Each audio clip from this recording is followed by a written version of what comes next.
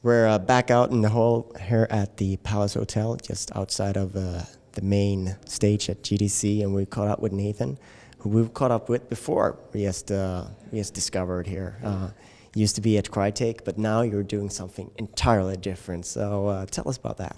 Yeah, I'm the executive producer at Freeverse, which is an Ngmoco studio in Brooklyn, New York, and we're making really great mobile social games. So one of the games that we're showing off here today is called Dragoncraft, and it's a game by geeks, for geeks, made in Brooklyn, and it has all the great things that we love, which is like magic and dragons and steampunk and you know, a great world set around a time in its renaissance, its golden age of the 1400s, and dragons attack and burn everything to the ground, and your father dies in battle, and you inherit his barony and have to rebuild the entire civilization from nothing, from the ashes of what remained from the attack of dragons.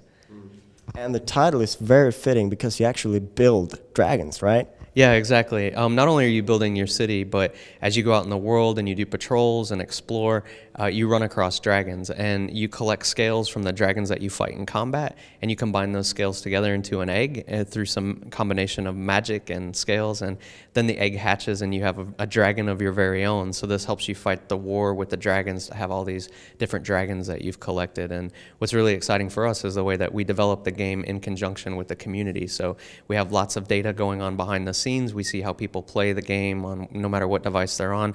It gives us detailed information on how they play, what features they use, when they play, what time of day they play, how long they play, and not in a creepy way. It just helps us make a better game. So we look at all this data and we look at how it's being used, and then we do that in conjunction with the community, what they tell us they want to do, because Freeverse has a very long history of engaging the community on the kind of games that they make. And so we give the community a voice to tell us what they want to be doing, and then we combine that with the data to figure out what the best systems are based on our development plan that we've already laid out.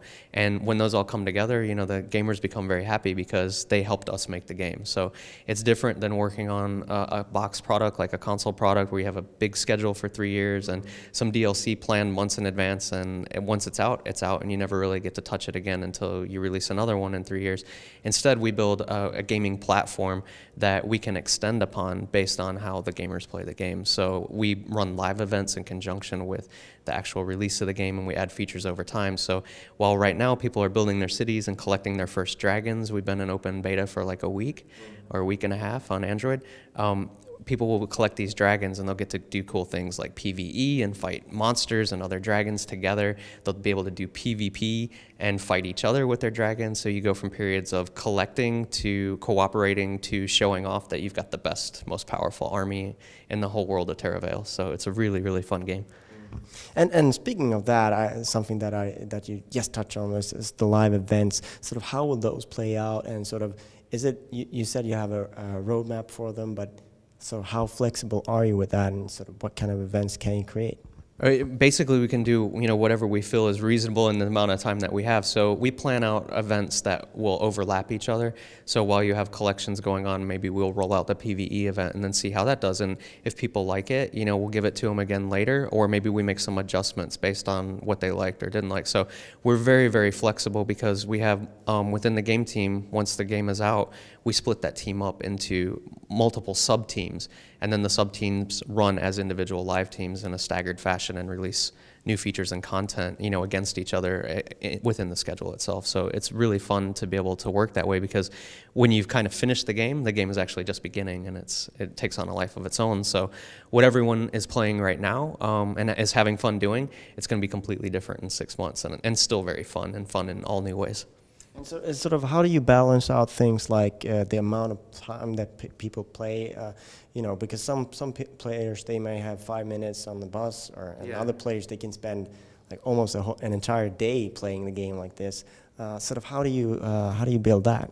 Yeah, we have to, a lot of it's driven by math, a lot of mathematics and simulation and planning in advance what is going to go into the game and anticipating how gamers are going to play, and then putting a reasonable amount of friction on there that gives give everybody something to do and a little bit of accomplishment, but say, hey, take a break. go play another game, go live some life, spend time with your family, and then come back in a couple hours and do some more. So we want to develop a game that's multi-session engagement, not something that you sit and play for 8 or 10 hours, because if you don't put any friction there, which we've actually tested, people will sit there and play for hours and hours and hours straight. And some of the first day tests that we did were staggering when we were in closed beta, because we put absolutely no friction just to see what would happen, and people did. Some people just sat there, a very small percentage, but they just sat there and played nonstop until they ran out of things to do. Or battery. Yeah, or the battery died. Yeah, for sure. I mean, it's people will play the way that you let them play. So you make sure that you put enough controls in that people will be able to enjoy your game for a long time and not burn out. It's really important. So anyone can play it right now in open beta on Android, is that it? I'm sorry? Can anyone join the open beta? Oh, yeah. I mean, if you want to play it, go to the Android market and download it, try it out for yourself. Just search for Dragoncraft and it'll come up. Keep looking at ngmoco.com for more information on Dragoncraft on other platforms. The iOS version will come out soon as well. We don't have a specific date, but during this open beta time, we're making sure everything's in place, and eventually it'll be on iOS. I got it in my pocket right now. So, it's really good fun, and we want to see everyone playing. All right. Thank you very much for your time. Thanks, man.